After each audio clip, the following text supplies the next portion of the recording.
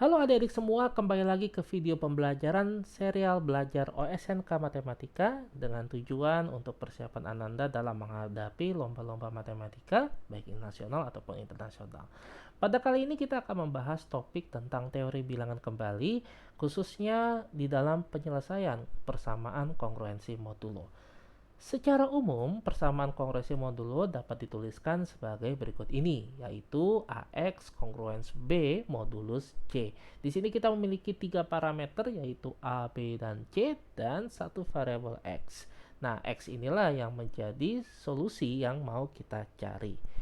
Nah, berikutnya, dalam penyelesaian kongruensi modulo ada tiga kasus yang mungkin terjadi. Yang pertama, kasusnya adalah solusi dari penyelesaian kongruensi modulo tersebut tidak ada.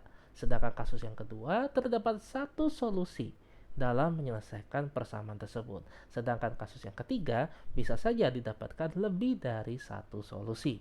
Nah, bagaimana cara kita menentukan kasus 1, 2, dan 3 pada soal persamaan kongruensi modulo tersebut?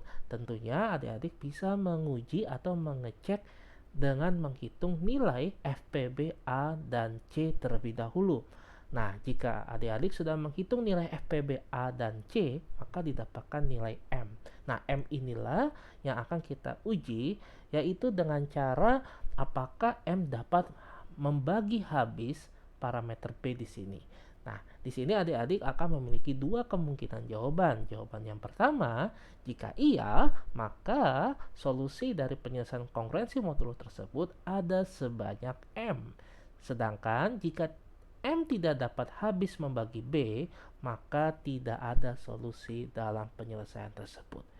Oke, jadi ini adalah pengecekan atau pengujian yang harus adik-adik lakukan sebelum menghitung atau menyederhanakan persamaan kongruensinya. Kita coba untuk contoh yang pertama. Contoh yang pertama adalah 2x kongruens 51 modulo 8. Di sini kita cek dulu ya adik-adik ya, dengan menghitung FPB antara 2 dan 8. Nah, FPB 2 dan 8 itu adalah 2. Nah, selanjutnya apakah 2 dapat membagi habis 51? Tentunya tidak, ya. Sehingga kita bisa mengartikan bahwa persamaan kongruensi di atas itu tidak memiliki solusi. Contoh berikutnya adalah 4x kongruen 26 modulo 7. Di sini kita lakukan perhitungan FPB terlebih dahulu, yaitu FPB 4 dengan 7. FPB 4 dan 7 itu hasilnya 1. Selanjutnya kita lakukan pengecekan apakah 1 dapat membagi habis 26. Jawabannya iya, ya. Maka solusi dari persamaan kongruensi di atas itu tepat memiliki satu buah. Nah, karena ada solusi, barulah adik-adik bisa melakukan simplifikasi atau penyederhanaan pada kongruensi modulo ini.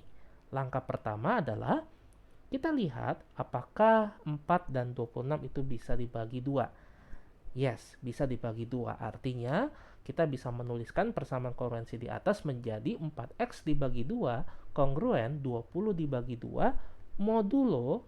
Nah, untuk modulusnya hati-hati adik-adik, karena 7 ini nggak dibagi 2, tetapi dibagi oleh FPB 7 dengan 2. Nah, FPB 7 dan 2 itu kan 1 ya. Jadi, kalau 7 dibagi 1, hasilnya tetap 7. Sehingga persamaan kongruensinya dapat dituliskan sebagai berikut, yaitu 2x kongruen 13 modulus 7. Selanjutnya, adik-adik bisa menuliskan persamaan kongruensi modulo itu ke dalam bentuk linear, yaitu 2x sama dengan 7m ditambah 13. Strategi berikutnya adalah adik-adik menentukan nilai M yang dapat membuat nilai X itu mendekati 0 dan positif. Nah, di sini kita pilih nilai M-nya adalah minus 1. Kenapa? Karena ketika kita substitusikan M sama dengan min 1, maka kita mendapatkan 2X sama dengan 7 dikali min 1 ditambah 13. Dan di sini kita akan memperoleh 2X itu sama dengan 6 dan X-nya adalah 3.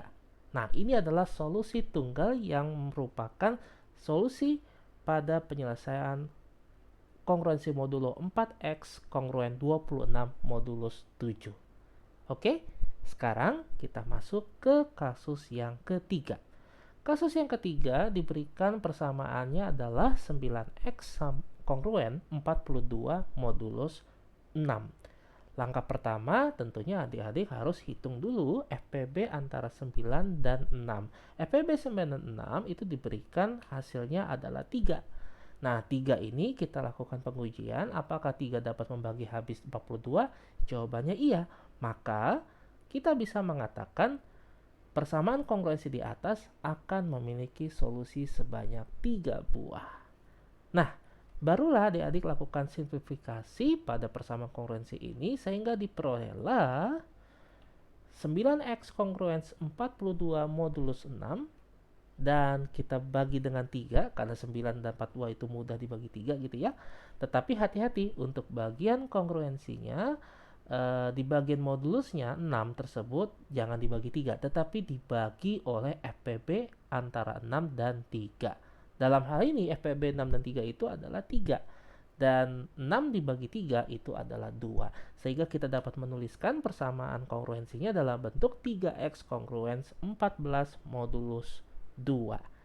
Nah, langkah selanjutnya adalah adik-adik menuliskan persamaan kongruensi terakhir ke dalam bentuk linear, yaitu 3X sama dengan 2M plus 14. Dan adik-adik bisa cari nilai M sehingga sedemikian rupa nilai X yang didapatkan itu positif dan mendekati 0. Dalam hal ini, adik-adik bisa memilih M sama dengan min 7. Kenapa? Karena ketika kita kalikan dengan 2 lalu dijumlahkan dengan 14, maka nilai ruas kanannya adalah 0.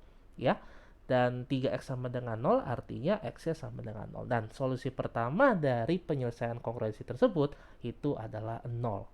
Nah, bagaimana dengan solusi kedua dan ketiga? Di sini kita cukup menjumlahkan modulus pada pertanyaan sebelumnya. Modulus pada soal sebelumnya itu adalah angka 6. Maka X2-nya adalah cukup kita jumlahkan X sebelumnya dengan angka 6. Yaitu X1 tambah 6, 0 tambah 6 hasilnya 6. Sedangkan untuk X yang ketiga itu adalah X2 ditambah 6. Yaitu X2-nya 6 ditambah 6 yaitu hasilnya menjadi 12. Nah, 0, 6, dan 12 adalah 3 solusi dalam penyelesaian kongruensi modulo 9X kongruen 42 modulus 6. Nah, agar adik-adik bisa terlatih dengan baik menggunakan konsep ini, maka adik-adik bisa mengerjakan soal latihan sebagai berikut. Tentukanlah solusi X dari 6X kongruen 15 modulus 21. Nah, adik-adik silakan adik-adik jawab dan kirim jawabannya secara japri ke Telegram Mister. Dan semoga berhasil dan see you in another video. Bye-bye.